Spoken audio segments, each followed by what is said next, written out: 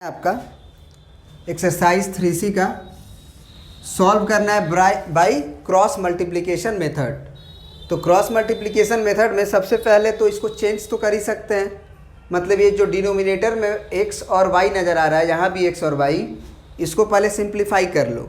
Simplify करके क्या कर लो, डिनोमिनेटर कर लो। कहने का ये मतलब है तो तुम 1/x को t1 मान लो एंड 1/y को क्या मान लो, t2। तो ऐसा मानने पे a/x जो है उसको हम a इंटू 1/x लिख सकते हैं, अब माइनस b इंटू 1/y लिख सकते हैं इज इक्वल टू 0। फिर अगला स्टेप में हम यहाँ पे क्या करेंगे कि ab² इंटू 1/x लिख लेंगे, अब प्लस a²b इंटू 1/y लिख लेंगे इसको, अब बराबर a² प्लस, तो एक काम करो, ये बात तो हमको पता है ना कि क्रॉस मल्टीप्लिकेशन मेथड में हम लोग आरचेस को 0 रखते हैं। तो आरचेस को 0 रखते हैं तो इसको बराबर के इधर खींच भी लेते हैं। तो अगर a² इधर आएगा तो माइनस a² हो जाएगा और b² इधर आएगा तो माइनस b² हो जाएगा और बराबर के उधर 0। अब क्या करो कि 1/x को तुम माने हुए हो t1, तो इसे लिख लो at1, फिर माइनस 1/y को माने हो t2, तो ये हो जाएगा bt2 इज इक्वल टू 0। जो दूसरा इक्वेशन है उसको इसके नीचे लिखो, तो ये हो जाएगा ab² अब 1/x के जगह पे t1, फिर प्लस में a² और फिर t2, क्योंकि 1/y क्या है हमारा, t2 है, और फिर minus a² minus b² is equal to 0। तो ये भी कर लो तुम। यहाँ पे आप क्या लिख सकते हो, इसमें कांस्टेंट टर्म नहीं है, तो इसमें कांस्टेंट टर्म नहीं है तो इसको हम लिख सकते हैं प्लस 0 इंटू 1 लिख सकते हैं ना।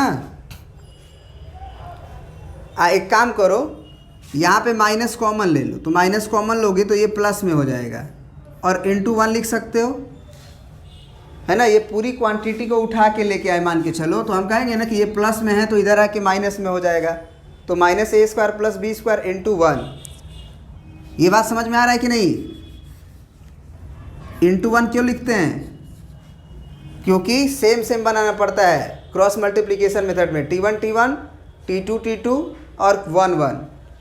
तो याद होगा तुम्हें हम लोग क्या लिखते थे, नीचे x y लिखते थे, जब x x रहता था y y रहता था तो y y लिखते थे।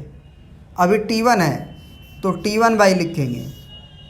और एक और तरीका बताए थे हम आपको कि अगर t1 लिखे हैं तो t1 वाले को ढक देंगे, इनके कोफिशिएंट्स जैसे t2 t2 के कोफिशिएंट को ऐसे लिख देंगे, यहाँ पे ऐसे माइनस b और a²b पहले ये लिख देंगे, और फिर इसके कोफिशिएंट को लिखेंगे 1 के कोफिशिएंट को।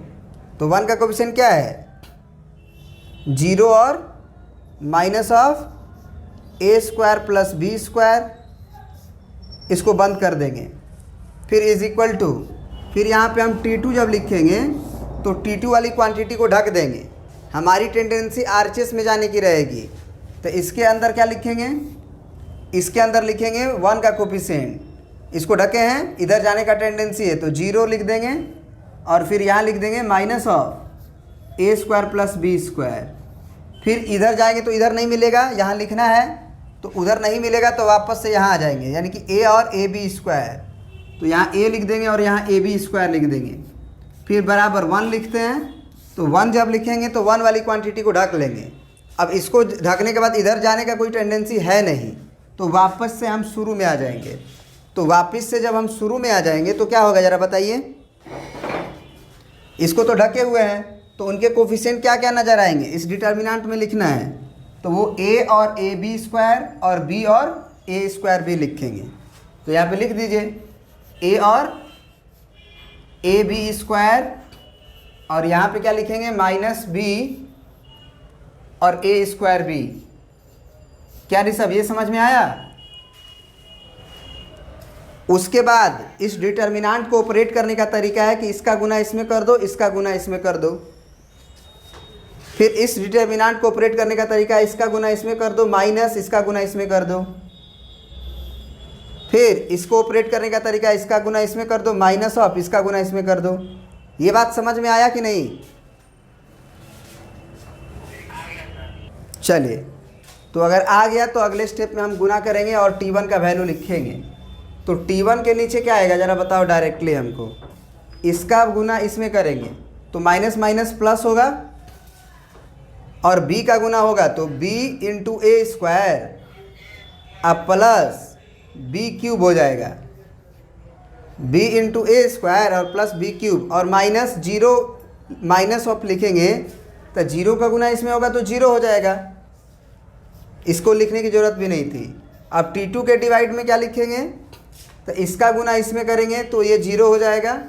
फिर माइनस फार्मूला वाला, इसका गुना इसमें करना है तो माइनस ए होगा पहले तो, अब माइनस ए का गुना अंदर होगा तो माइनस ए का क्यूब होगा।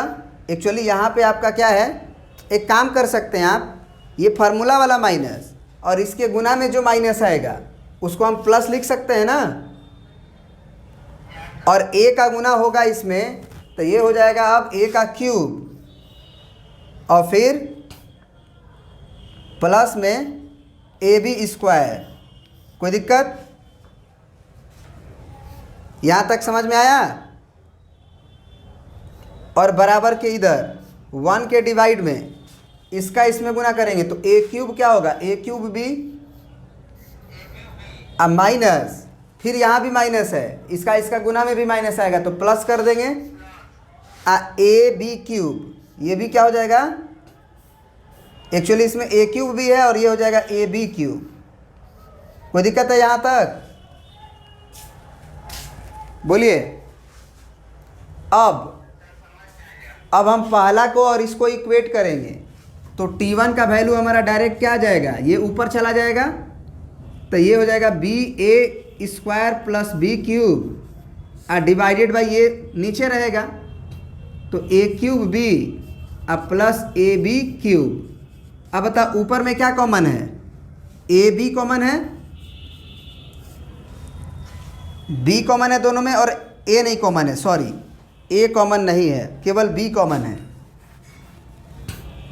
तो बी कॉमन है तो क्या बचेगा इसमें, ए स्क्वायर प्लस बी स्क्वायर, और नीचे देखो क्या कॉमन है, ए और बी कॉमन है तो यहाँ ए बी कॉमन लोगे तो क्या बचेगा तुम्हारा, ए स्क्वायर बचेगा इसमें, क्योंकि एक ठो ए लिए हो तो एक दो गो ए बचेगा और बी पूरे ले लिए हो। इसमें क्या बचेगा, ए कॉमन लिए हो, बी क्यूब है तो बी स्क्वायर बचेगा।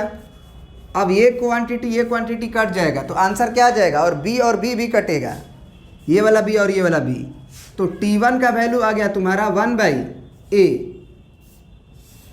है ना। इसको और इसको इक्वेट करेंगे अब, तो इसको इक्वेट करेंगे तो क्या आएगा जरा बताओ आप।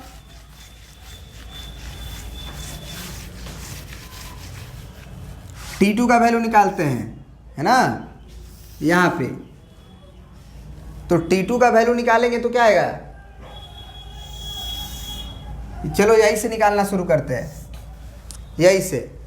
अब क्या करेंगे हम, इसको और इसको इक्वेट किए तो T1 आया, इसको और इसको सेकेंड और थर्ड को इक्वेट करेंगे तो डायरेक्ट लिख सकते हैं कि T2 बराबर जो डिनोमिनेटर में वो न्यूमरेटर में जाएगा तो A cube plus A B square, है ना, A cube plus A B square numerator में चला गया और डिनोमिनेटर में हमारा ए क्यूब बी अब प्लस ए बी क्यूब।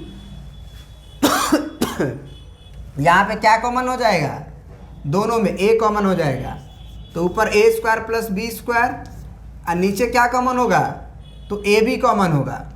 तो फिर से यहाँ पे ए का स्क्वायर बचा और प्लस यहाँ पे बी का स्क्वायर बचा, है ना। तो ये फिर कटेगा, ए से ए कटेगा, तो इसका मतलब ये हुआ कि T2 का वैल्यू आ गया 1/b। तो हमको एक्चुअली इसको सॉल्व करना था तो x और y का वैल्यू नहीं, सॉरी T1 T2 नहीं निकालना था, x y निकालना था। तो यहाँ लिखेंगे कि sense 1/x is equal to T1। तो अब T1 का वैल्यू आया हुआ है वो रख दो, T1 का वैल्यू 1/a आया हुआ है तो 1/x बराबर 1/a। तो दोनों तरफ अब इसको क्रॉस मल्टीप्लाई भी कर सकते हो तो x इंटू ए, यानी x का वैल्यू a आ गया, और now also 1/y is equal to तुम्हारा T2 था, तो T2 का वैल्यू क्या आया हुआ है 1/b, तो 1/y बराबर 1/b, फिर क्रॉस मल्टीप्लाई करो तो y बराबर b। तो इस तरह से तुम्हारा फाइनल आंसर जो है वो आप लिख दोगे x is equal to a and y is equal to b। समझ में आया? ठीक है, प्रिंट कर लीजिए।